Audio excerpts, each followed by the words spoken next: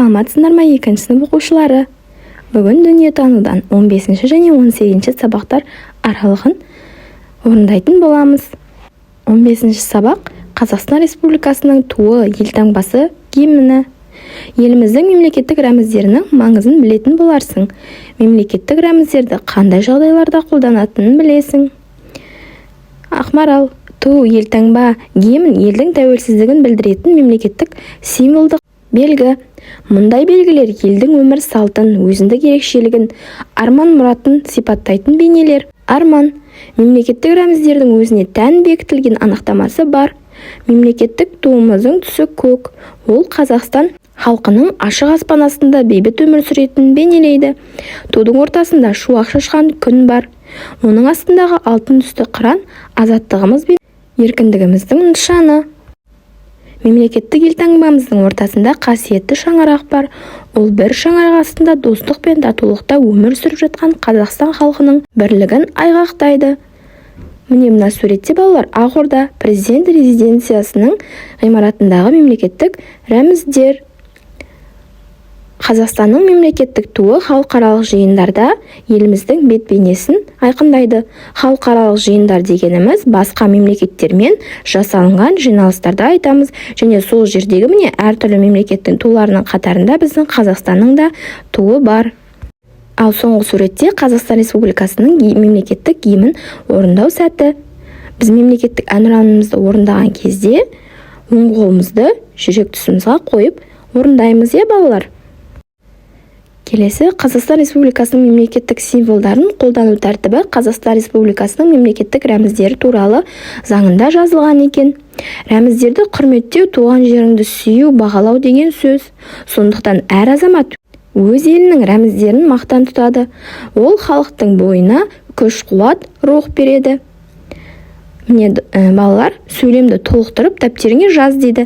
Рәміздер біздің елімізді дүние жүзіне таныта білген, мемлекетіміздің егемендігі мен біртұтастығын бейнелейтін басты нышанымыз екен. Ал біз сөйлемді аяқтадық. Келесі екінші, өз елімнің гимнін естіген кезде қандай сезімде боласың? Өз еліміздің гимнін естіген кезде балалар патриоттық сезімде, отанға деген үлкен махаббатымыздың қандай екенін сезінеміз. Міне тек мемлекетті ғана емес, жеке қаланы да танытатын елтаңбалар болады. Оларды зерттеп көр. Міне балалар, мен бір қаланың ғана елтаңбасын алдым. Негізі барлық қаланың өз елтаңбасы және сол елтаңбасының неге ондай екендігі туралы мазмұны және анықтамасы бар екен. Бұл Қарағанды қаласының елтаңбасы. Бұл жердегі шеңбер шексіздікті, кемелдік пен толықтықты бейнелейді. Фигуралардың ең кемелдісі болып саналады. Көк түс аясындағы алтын бүркіт сарыарқаның символы, бүркіт көріпкелдіктің, ашық кеңістіктің, шолудың символы. Бүркіттің ақ түсі тазалықты, күн сәулесін, мейірімділікті білдіреді. Шаңырақ татулық пен ұлттар бірлігін бейнелейді. Шаңырақ үйдің ошақтың символы, қоқыс үйінділері Қарағанды көмір шахталарының символы болып табылады. Көмірдің ашылуы қаланың пайда болуына және дамуына серпін беріпті. Көрдіңдер ме балалар? Сендер де басқа қалалардың осындай елтаңбаларын тауып іздеп көрсеңдер болады. 16 сабақ пікір алмасайық. Қазақстанның қалаларын кім көп атайды? Жарыс ойынын ұйымдастыр дейді. Міне бізде қалаларды жазып шықтым. Негізі Қазақстан бойынша қалалар өте көп. Мені жерге тек жартысын ғана жаздым. Астана, Алматы, Шымкент, Тараз, Ақтөбе, Қарағанды, Өскемен, Атырау, Семей, Қызылорда, Қостанай және Ақтау қалаларын жаздым. Келесі екінші, парталасымен бірге төмендегі аталған жағдайларда 2 топқа бөліп дәптерлеріңе орындаңдар. Біріншісінде автобуста рұқсат етіледі, ал екіншісінде автобуста рұқсат етілмейді. Автобуста рұқсат етілетініне үлкенге орын беру, тұтқадан ұстап тұру және терезеге қарау. Үлкендерге міндетті түрде орын беруіміз керек. Балалар, үлкендерді сыйлауымыз керек. Және құлап қалмас үшін, өзіміздің қауіпсіздігіміз үшін тұтқадан ұстап тұру керек. Және соңғысы терезеге қарау. Жай терезеден қайда бара жатқанымыз туралы қаланы көріп бақылап тұрсақ болады екен. Ал екіншісі жерге қоқыс тастау. Бұл автобуста рұқсат етілмейтіндер. Жерге қоқыс тастауға болмайды. Өзіміз жүретін жерлерді ластауға болмайды. Келесі жүк тасу. Өте үлкен жүктерді автобуспен таси алмаймыз, балалар. Жолда жүргізушімен сөйлесу. Жүргізушінің назарын басқа жаққа аударуға болмайды, себебі ол көлік жүргізіп келе жатыр. Терезеден басын шығару. Терезеден басымызды мүлдем шығаруға болмайды. Ол бізге өте қауіпті болады. Бірін-бірі итеру. Ол автобус жүріп келе жатқан көлік болғандықтан бір-бірін итеруге болмайды. Ол да қауіпті. Және дауыстап сөйлеу. Ол жерде көптеген адамдар мінетін көлік болғандықтан қатты айқайлап сөйлеуге болмайды. Мәдениетті әрі сыпайы болуымыз керек. Келесі 17-ші сабақ. Мектептегі өмір. Сыныптан тыс атқарылатын жұмыстардың түрлерімен танысасың.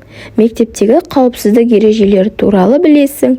Мектеп білім мен тәрбие беретін арнайы оқу орны. Мектепте қандай сынып бөлмелері болатын сыныптас достарымен бірге еске түсір. Ақмарал. Мектептегі ең маңызды уақыт сабақ оқитын кезең. Ол кезде сендер білім аласыңдар. Әр сабақтан кейін үзіліс болады. Үзіліс кезінде оқушылар мектеп ауласында таза ауа жұтып демалады. Арнаулы үлкен үзіліс кезінде олар мектеп асханасынан тамақтанады. Арман. Оқушылар мектептен тек білім ғана алмайды, сонымен бірге түрлі қосымша үйірмелерге қатысады. Онда олар шығармашылық, физикалық, музыкалық өнерлерін жан-жақты дамытады. Келесі суреттерге қара, балалар қандай іспен шұғылданып жатыр. Біріншісінде сурет үйірмесі, яғни сурет салумен айналысады және соны үйренеді. Келесі спорт үйірмесі. Бұл жерде спорттық түрлі ойындар ойнап үйренеді. Би үйірмесі. Бұл жерде әртүрлі билердің түрін үйренеді. Және театр үйірмесі. Бұл жерде актерлық қабілеттерін шыңдайды. Және ең соңғысы техника құрау үйірмесі. Бұл қазіргі кезде кең дамып жатқан үйірмелердің бірі. Техника, яғни робот секілді немесе одан да басқа құралдар, әртүрлі қызықты заттар ойлап табуға болады, балалар. Дене тәрбиесі мен көркем еңбек сабақтарында барлық іс-әрекетті мұғалімнің нұсқауы бойынша орындау керек. Сонда ғана қауіпсіздік ережелері сақталады. Кей уақытта мектептен тез арада шығу қажет болады. Бұл өрт, жер сілкіну қаупі төнген кезде орын алады. Мұндай жағдайда саған қандай сақтық ережелерін білу керек. Мектепте және сабақтан тыс уақыттарда қауіпсіздік ережелерін сақта. Бұл сенің денсаулығың мен өміріңді сақтап қалады. Балалар, еңбек сабағында қайшыны парталасыңа өзіңе ыңғайлы етіп беру дейді. Екеуіңе де ыңғайлы етіп беру керек. Қайшының ұшын абайлап ұстау керек, балалар. Баспалдақта немесе мектеп ішінде оң жақпен жүру. Оң жақпен жүру ол баспалдаққа мініп бара жатқан кезде ұстайтын жерінен емес, қабырғаға қарай жақын жүру керек. Тамақтанған уақытта досыңмен әңгімелесу. Тамақтанып отырған кезде көп әңгіме айтпаған дұрыс.